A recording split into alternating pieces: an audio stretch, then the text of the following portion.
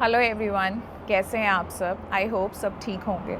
तो मैं generally gardening से रिलेटेड वीडियोस पोस्ट करती हूँ, तो उसमें कई बार क्वेश्चंस होते हैं गार्डनिंग से रिलेटेड, प्लांट से रिलेटेड। आप क्या डालते हो आपके प्लांट्स में? आपके प्लांट्स इतना अच्छा कैसे ग्रो कर रहे हैं? तो सोचा आज मैं उन्हीं क्वेश्चंस के आंसर्स आपको दे दूँ। तो दिल्ली में आज बड़े दिनों बाद धूप आई थी, तो सोचा धूप में बैठे बैठे बालकनी में ही मैं आपके इन क्वेश्चंस का आंसर दूं। इसलिए बैकग्राउंड में थोड़ा नॉइस होगा क्योंकि मैं शूट बालकनी में कर रही हूँ। तो गार्डनिंग से रिलेटेड क्वेश्चंस के आंसर्स देने से पहले मैं आपसे एक बात कहना चाहती हूँ कि हम सब कोई ना कोई हॉबी हमारी होती है, चाहे वो ट्रैवलिंग हो, कुकिंग हो, पेंटिंग हो या गार्डनिंग ही क्यों ना हो। तो जो भी हमारी हॉबी होती है जनरली हम उसे अपने फ्री टाइम में परस्यू करते हैं। क्यों करते हैं? ताकि हमारी जो इतनी भाग दौड़ भरी वाली लाइफ है उसमें हमें थोड़ा सा टाइम मिले, हमें थोड़ी शांति मिले, सुकून मिले, और जो भी हमारी हॉबी होती है उसे करने के बाद उसमें जो जितना भी हम टाइम लगाते हैं वो करने के बाद हमें बड़ी राहत मिलती है, हमें बड़ा सुकून मिलता है। वो एक सॉर्ट ऑफ मेडिटेशन होता है हमारे लिए। लेकिन मैंने ये देखा है कि जो गार्डनर्स होते हैं, हॉबी गार्डनर्स होते हैं, जिनकी हॉबी है प्लांट्स उगाना, अपनी बालकनी सजाना या टेरेस पे प्लांट्स लगाना, या जितना भी उनके पास स्पेस है उसमें वो प्लांट्स उगाना चाहते हैं, तो उन्हें स्ट्रेस हो जाता है। तो ये एक ऐसी हॉबी है कि जहाँ आप सुकून ढूंढने जा रहे हैं, लेकिन अगर आपके प्लांट्स अच्छा ग्रो नहीं कर पा रहे हैं तो आप उससे परेशान हो गए हैं। तो हॉबी तो ऐसी नहीं होनी चाहिए। और अगर आपके साथ ऐसा हो रहा है, आप बिगिनर हो, आपने प्लांट्स लगाए, आपने सीड्स लगाए, लेकिन वो अच्छा ग्रो नहीं कर पाए किसी भी रीज़न की वजह से, तो उसमें स्ट्रेस नहीं लेना है। आप सीख रहे हैं, और जब भी हम कोई नई चीज़ सीखते हैं तो उसमें गलतियाँ होती हैं। वो बाकी हॉबीज़ में भी होती हैं, वैसा ही इसमें ही होता है। कोई एग्जाम्पल किसी और का नहीं, अपना ही देती हूँ। मुझे भी गार्डनिंग का शुरू से ही शौक़ था। जब मैं जॉब करती थी तो भी मेरी बालकनी हमेशा प्लांट से भरी रहती थी। तो अभी मैंने रिसेंटली सोचा कि मैं वेजिटेबल्स ग्रो करती हूँ। तो मैं वेजिटेबल्स के सीड्स लेकर आई, मैंने उन्हें ग्रो किया, मैंने सब कुछ किया उसके लिए, टाइम लगाया, बहुत अच्छी सॉइल बनाई, बहुत अच्छे से उन्हें ग्रो किया, रोज़ उनका ध्यान रखा। और जब फूल आने का टाइम हुआ, जब उसमें फल आने का टाइम हुआ, तो मैंने ऑब्ज़र्व किया कि उसमें कीड़ा लग गया, उसमें इंसेक्ट्स लग गए। तो मैं जो इतने दिनों से फल आने का, उसमें फूल आने का वेट कर रही थी, लास्ट में मेरी मेहनत ख़राब हो गई। जो प्लांट्स मैंने थोड़ी दूसरी बालकनी में रखे थे वो तो मेरे बच गए, लेकिन जो बाकी प्लांट्स सारे साथ में थे, मतलब आप ये सोचिए कि 60% ऑफ द प्लांट्स मेरे ख़राब हो गए कीड़ा लगने की वजह से।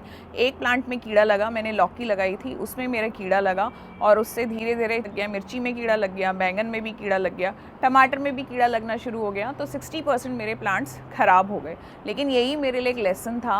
मैंने पहली बार वेजिटेबल लगाई, गलती करी, और मैंने उससे सीखा। तो मुझे पता चला कि मैंने सब कुछ तो किया सॉइल में, मैंने उसमें फंजीसाइड नहीं डाला, मुझे उसमें ट्राइकोडर्मा डालना चाहिए था, या पौधों को बचाने के लिए बाकी सब चीज़ों के साथ मुझे वो भी डालने की ज़रूरत थी, जो मैंने नहीं किया। तो मैंने भी अपनी गलती से सीखा।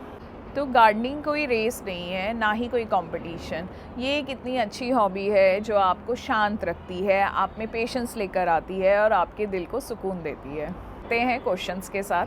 तो जो फर्स्ट क्वेश्चन जो जनरली बहुत ज़्यादा आता है कि आपके प्लांट्स इतना अच्छा कैसे ग्रो कर रहे हैं। तो आप जब भी मार्केट से प्लांट्स लेकर आते हैं या आप सीड से ग्रो करते हैं, तो आपको पहले तो रोज़ अपने प्लांट्स को ऑब्ज़र्व करना है। गार्डनिंग का मतलब ये नहीं होता कि आपने रोज़ उसमें पानी डाल दिया और आपका काम ख़त्म हो गया। पहले तो ये समझने वाली बात है कि प्लांट्स जो हैं वो अलाइव हैं, ज़िंदा हैं, तो उनको ऑब्ज़र्व करना है। अगर कोई पत्ता पीला पड़ रहा है, या आप देखते हैं किसी प्लांट को तो रोज़ पानी की ज़रूरत है और कोई प्लांट बिना पानी के भी चल रहा है, तो हमें लगता है कि हम प्यार में या रोज़ पानी डाल देंगे तो ओवर वाटरिंग से सबसे जल्दी पौधे जो हैं वो ख़राब हो जाते हैं। तो आपको एक तो ओवर वाटरिंग नहीं करनी है। तो सिर्फ पानी देने से ही प्लांट्स नहीं चल जाते, आपको उसमें कंपोस्ट भी डालनी पड़ती है, फर्टिलाइज़र भी डालना पड़ता है, उसको न्यूट्रिशन देना पड़ता है, तब आपके प्लांट्स अच्छे चलते हैं। दूसरी एक इम्पॉर्टेंट बात जो मैं आपको यहाँ बताना चाहूँगी कि हम पॉट्स में प्लांट्स यहाँ पे ग्रो कर रहे हैं। मेरे पास ना टेरेस भी नहीं है, किचन गार्डन भी नहीं है, या मेरे पास ज़मीन नहीं है, धरती नहीं है जिसमें मैं प्लांट लगा रही हूँ, ये मैं पॉट्स में लगा रही हूँ। तो इसके लिए आपको काम करना पड़ेगा सॉइल पे। अगर सॉइल न्यूट्रिशियस होगी तो ही प्लांट अच्छे से ग्रो कर पाएगा। दूसरा क्वेश्चन, आप अपने प्लांट्स में क्या डालती हो? तो मैं अपने प्लांट्स में अपना बहुत सारा प्यार डालती हूँ। जोक्स अपार्ट, मैं अपने प्लांट्स में नेचुरल फर्टिलाइज़र का ही यूज़ करती हूँ। ज़्यादातर नेचुरल फर्टिलाइज़र का यूज़ करना प्रेफर करती हूँ, जो कि घर से किचन वेस्ट से ही निकल आता है। तो मेरे बहुत सारे शॉर्ट्स अपलोडेड हैं जिसमें मैंने लिक्विड फर्टिलाइज़र, सॉलिड फर्टिलाइज़र जो आप घर में ही बना सकते हैं, किचन वेस्ट से ही बना सकते हैं। केलों के छिलकों से उसका पाउडर बना के डाल सकते हैं। केलों के छिलके पानी में डाल के उसका सोक्ड वाटर आप डाल सकते हैं। जो भी आपके फ्रूट्स एंड वेजिटेबल्स घर में उसके छिलके निकलते हैं, आप उसका पानी ओवर सोक करके डाल सकते हैं प्लांट्स में। चावल जो आप धोते हैं उसका जो पानी निकलता है, आप वो प्लांट्स में डालिए। अगर आप इतना भी करते हैं, आपको कोई मार्केट से फर्टिलाइज़र ख़रीदने की ज़रूरत नहीं है। नेचुरल घर की चीज़ें ही, घर का वेस्ट यूज़ करके भी आप अपने प्लांट्स को बहुत हेल्दी बना सकते हैं। एक और बहुत कॉमन क्वेश्चन कि जब आप ट्रैवल करते हो, जब आप घर से बाहर जाते हो, तो आपके प्लांट्स का ध्यान कौन रखता है? तो जब मैं घर से बाहर जाती हूँ तो या तो मैं कोशिश करती हूँ मुझे कोई मेरा नेबर या रिलेटिव ऐसा मिल जाए जो 3-4 दिन में आके मेरे प्लांट्स में पानी डाल जाए। लेकिन अगर ऐसा पॉसिबल नहीं है, जनरली समर वेकेशंस में सारी छुट्टियों पे चले जाते हैं, तो उस टाइम पर मैं क्या करती हूँ कि मेरे पास 3 बालकनीज़ हैं, तीनों बालकनी में ही प्लांट्स रखे हुए हैं। तो मैं सारे प्लांट्स को एक ही बालकनी में शिफ्ट कर देती हूँ और सारे प्लांट्स को बिल्कुल पास पास में, कुछ ऊपर होते हैं कुछ नीचे होते हैं, लेकिन सबको मैं एक जगह पे पास पास शिफ्ट कर देती हूँ और उनमें ओवर वाटरिंग कर देती हूँ। मतलब जितना आप नॉर्मल पानी डालते हैं उससे 2 या 3 गुना आप उसमें ज़्यादा पानी डाल देंगे।